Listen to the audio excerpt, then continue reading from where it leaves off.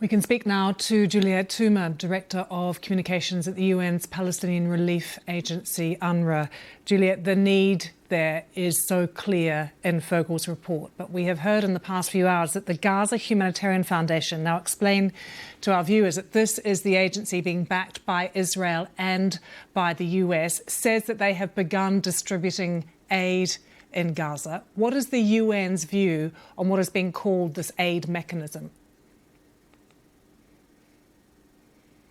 But there is no alternative to the UN's work in UNRWA, that we fundamentally oppose this new plan that we understand is supported by both the governments of Israel and the United States, that there is a system in place that we can use, including through UNRWA. Why reinvent the wheel? Given the complexities of delivery and that it is UNRWA with the experience, do you think it's feasible when the Gaza Humanitarian Foundation say they can get aid to 1 million Palestinians by the end of the week? I don't know. What I do know is that people in Gaza are going through so much suffering. I mean, Fergal's piece makes it extremely difficult to say anything or do any justice or put the words that would describe best the suffering of the Palestinian people in Gaza.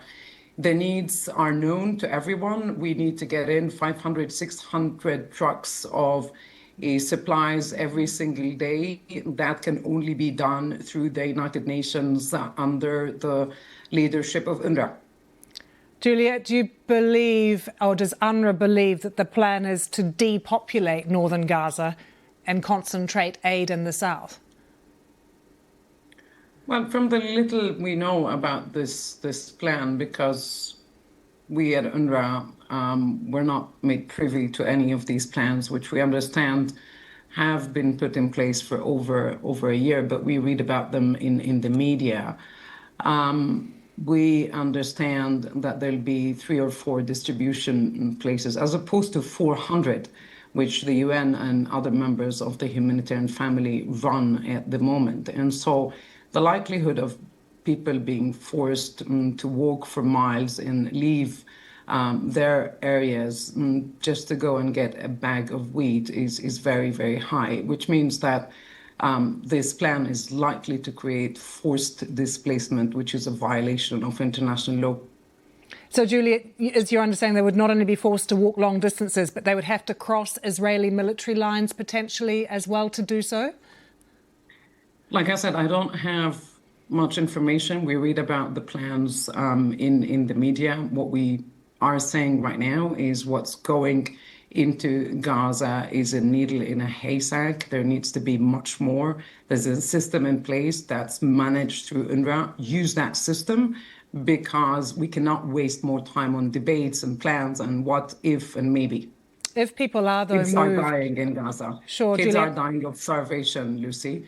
And so we need to get them what they need as soon as possible and at volume. And can you remind us, Juliette, that if people are moved, more and more people to the south, what are conditions like there? The condition is where to in the south, Lucy. Rafah is all but a wasteland. It's full of rubble. It's riddled with UXOs, the unexploded ordnance. It's not a place for humans. People were forced to move to Rafah at the beginning of the war, and then they were forced to flee once again.